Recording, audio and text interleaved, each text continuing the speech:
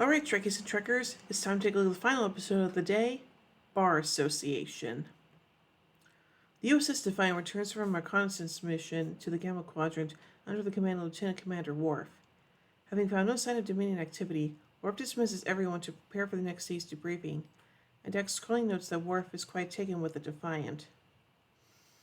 Things are pretty bright at Quark's.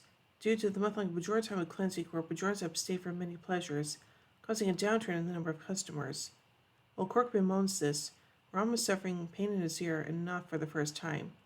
Quark, as usual, doesn't care and tells Rom to get to work while Lita stands beside Morn and defends him. As the two argue, Rom collapses and Quark's only action is an intention to dock his pay for lying down on the job. Quark asks Borik to clean the mess caused by Rom falling down and leaves. Rom is sent to the infirmary, where Dr. Bashir finds that he has a severe ear infection that had been left unattended for weeks. When Bashir asks why, Rom says they didn't have any vacation time. Bashir says casually that he should petition Quark to have vacation time and sick leave to the bar's employees by forming a union to help them suffer being exploited. However, Rom tells Bashir that Ferengi do not fight against exploitation, but instead work to become the exploiters. Suit yourself, but I don't see you exploiting anyone, Bashir tells him. Rom is discharged, and when he recovers, he returns to the bar to find Quark in a meeting with the employees. The meeting is not good. The Bajoran cleansing has sapped the bar's customer base, and as a result, profits for the previous quarter are way down at Quark's. Quark said to remedy his profit margin by cutting the employees' salaries by 1/3, telling them that it's either that or he fires a number of them. Rom pleads with Quark to reconsider the pay cut, which he does, but the decision stands. Rom says if the pay cuts will be reinstated after the cleansing festival ends. Quark says that it all depends on next quarter's financial report. Rom asks Quark, as a brother, to grant him a personal favor and reinstate the employees' pay. Quark again says no and adds that they are not brothers at the bar. The relationship there is only that of employer and employee. Rom learns that if Quark does not reinstate the pay cuts, then he will regret it. Quark says the only thing he regrets is not being an only child. Rom leaves in shock. Jadzia, Dex, and Worf have returned from sparring hall suites and are walking together in station's corridors. Worf hears something in the conduits above the hallway. He hits the panel on the ceiling with his batleth. The panel gives way, and a Dupterian man falls to the floor with several items. Dax sees that the Dupterian has Worf's tooth sharpener on his person. The man just robbed Worf's quarters. Angrily, Worf takes the man to Oda's office. Oda arrests the man and has him taken to a holding cell. Worf pretends to give a statement and demands to know why security lapses like these occur on DS9. Oda says that those things just happen. Worf does not accept this answer and says that those sorts of things did not happen when he served as chief of security on the USS Enterprise D. Oda perks up and says, "Really?" Pulls out a pad and begins to read a list of 2 examples of security lapses that occurred on the Enterprise. He says that he knows those are the exception rather than the rule, but if those sorts of things happened on the flagship of the Federation, Odo asks Worf to imagine how difficult it is to maintain security on an open port like DS9. Worf apologizes and says that the theft was upsetting. Odo agrees but says that Worf will just have to get used to it. Rom holds a secret meeting with the employees at the bar and, spread on Bashir's earlier advice, says that he wants to form a union. Some of the employees, especially the Ferengi employees, are shocked that Rom would even suggest forming a union. The Ferengi Commerce Authority strictly forbids employees to form unions. Rom says not to be afraid of the FCA, to stand up and fight for what they want. Rom even names a few employees like Frul and Grimp, who could benefit from sick leave or vacation time. The employees finally agree to form the union and present their demands to Quark. Rom goes to the infirmary and seeks Bashir's advice on unions. Bashir is surprised that Rom went to such an extreme. He was only speaking metaphorically. Chief O'Brien, who was being treated for cysts on the back of his neck, encourages Rom and tells him about his ancestor, Sean O'Brien, who was a Union miner back in 1902, Pennsylvania. Sean and a group of employees went on strike, refusing to open the Anthracite mine until their demands were met. Dr. Bashir warns Rom to only strike as a last resort. Perhaps Quark will give in to the union's demands. Chief O'Brien says that Quark is too stubborn and that the union will have to strike.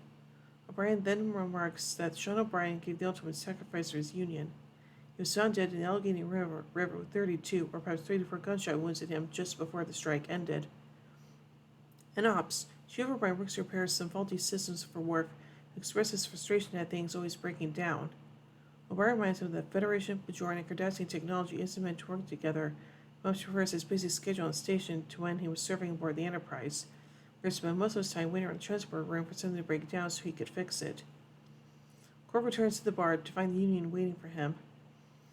Quark thinks it's a birthday surprise. They're a month too late. Rom says that they are the Guild of Restaurant and Casino employees, and they are there to present their demands. Quark, after getting over his initial shock that his employees would dare form a union, reads their demands and laughs. Rom says this is no joke. Quark says it is, and to get back to work before he fires all of them. The Guild has no choice but to go on strike. Quark tries to laugh this off, but is too astounded when all his employees walk out.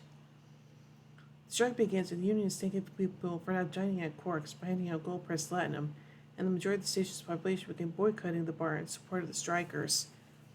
To compensate for his lack of employees, Quark attempts to use a holographic program he received from Lecipian to make holographic projections of himself to carry out all the duties of the bar, but finds that they tend to cut off often, resulting in many glass breakages. Quark asks Odo to ask the strikers to leave, telling him they must be violating a law somewhere. Odo agrees that he doesn't like the idea of a mob on the promenade, but he answers the orders of Captain Sisko not to interfere as long as the strikers remain orderly and don't stop people using the second-level entrance. Meanwhile, on the upper level of the promenade, Bashir and O'Brien are taking bets as to who will enter or pass the upper entrance of Quark's. They're surprised to find that Worf enters the bar. Both Bashir and O'Brien thought Worf would not do so. They walk into the bar to have a word with the commander. Worf, Bashir, and O'Brien end up in one of Odo's holding cells, Bashir with a gash on his forehead. Captain Sisko angrily asks why the members of his senior staff were fighting on the promenade. O'Brien and Worf explained that they weren't fighting. They just had a simple disagreement, which turned into a shove, which turned into a push, which turned into Bashir, who claims he's trying to stop the fight, getting thrown over a table. O'Brien says that Bashir just got in the way. Sisko, frustrated, says he will have to talk to Quark himself to find an end to the strike. O'Brien asks the captain if they will be let go. Sisko agrees to tell Odo to let them out in the morning. Bashir sits down and says he hopes O'Brien and Worf are proud of themselves. Quark is summoned to the captain's office, where Sisko tells him that he wants the strike ended and things back to normal. So Quark can sit down with Rom and hammer out an agreement by the end of the day. Quark says that Sisko doesn't understand. Merely talking to a union violates the core aspects of Ferengi culture. Sisko says that he may not understand Ferengi culture, but he doesn't hold the lease on Quark's, the Federation. The Federation has been extremely lenient, not charging Quark for rent, repairs, or the large amount of power the bar requires, but that ends today. Sisko reads off a list of things Quark owes: 5 years back rent, maintenance requests, and the drain on the station's power. After some quick calculations, Sisko asks Quark if he knows how much latinum that is. Quark pales, says that it is a lot, and agrees to talk to his brother. Quark goes to Rom's court, attempts to bribe him with latinum to get him to end the union. Rom refuses. Rom says until the employees' demands are met, they will continue to strike. When he gets back to the bar, Quark finds another liquidator Brunt waiting for him with 2 Nausicaans. Brunt assures the nervous Quark that he isn't there to cause trouble for him, but to put an end to the union through any means necessary. Rom makes the employees to tell them what had happened. Grimp, a Ferengi, asks if Rom took the bribe. Rom says to tell the employees that it's only a matter of time before Quark gives in to their demands. Grimp is reluctant to agree. Quark may agree too much with Ferengi Rule Acquisition number 211. Employees are the rungs on the ladder of success. Don't hesitate to step on them. The meetings are interrupted when the door is forced open, and Brunt arrives with the Nausicaans. Cruel grovels at Brunt's feet, asking for forgiveness. But Ailey says that if they were off Rengar, the union would be shoved off the spire atop the Tower of Commerce, one by one, while small children would bet on where they would land, and then their splattered remains will be ground up into feed for green worms. Rumpers of the art of Rengar. Lucky for them, Brunt replies. Brunt says that the FCA will show mercy because they have been corrupted by Federation ideals. It's another help to the Union if they return to work the following morning.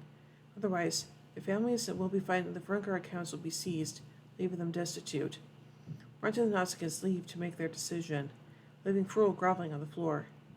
Grimp tells Frul to get up, but Rom tells him to stay down. That's where he belongs, and asks the others where they belong. The Union decides to continue fighting for what they want, and leave their room with Frul still on the floor. The The strike continues. On the upper level of the promenade, Worf talks to O'Brien and apologizes for the altercation they had in Quarks. O'Brien tells Worf not to worry about it. They shove to each other and, with a chuckle, Bashir was thrown over a table. Worf says that living on the station has bothered him because of this he's going to begin living on the USS Defiant. O'Brien's the guest and reminds Worf that he'll be living on the starship alone. But as far as Worf is concerned, that's the main appeal. Quark tries to talk to Rom once again to solve the union, but he refuses again. Quark says Rom shouldn't be a fool, and now that the FCA is involved, they will do nothing to stop him. Quark says that if Rom doesn't solve the union soon, Quark will no longer have any power to help him. Rom is unmoved. After all, if something happens to him, Quark will be granted his wish of being an only child. Back in Quark's, as the Nausicaans play darts, losing each other's bodies for the board, Brunt speaks of his increasing frustration with the union as well. He says he has to make an example of someone in order to send a clear message to the strikers. Quark worries that Brunt intends to attack Rom, but Brunt explains they can't punish Rom directly, so that would just turn him into a celebrated martyr. The way to do this is towards someone close to him. Brunt agrees to be considering attacking Lita, then states that he can't give that order. She has such delicate lobes, so going for the next best thing calls the Nausicaans over. Quark realizes that Brunt means him.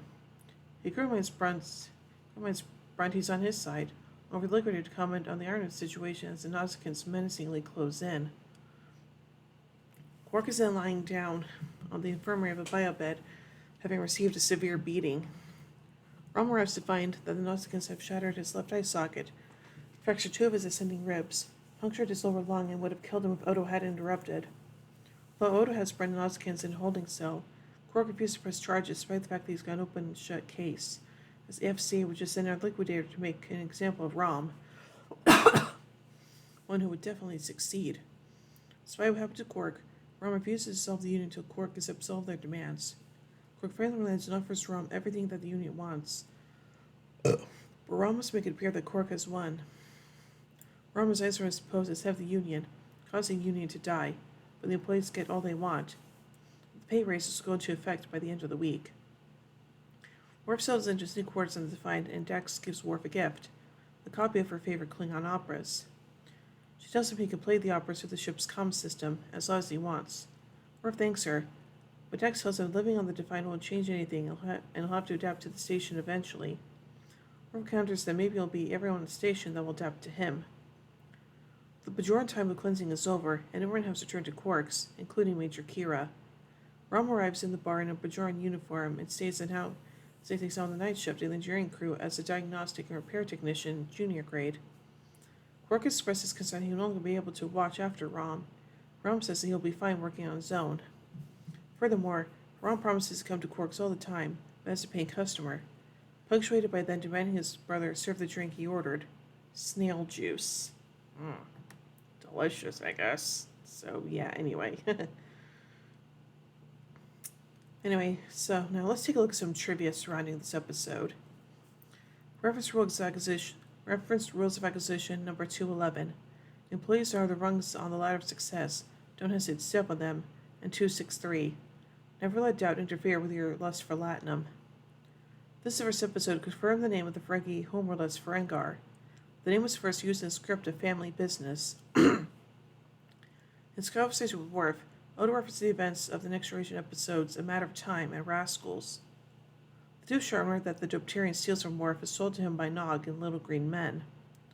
The phrase spoken by Rom, "Workers of the world unite, you have nothing to lose but your chains," is a quote from the 1848 book The Communist Manifesto by Karl Marx and Frederick Engels.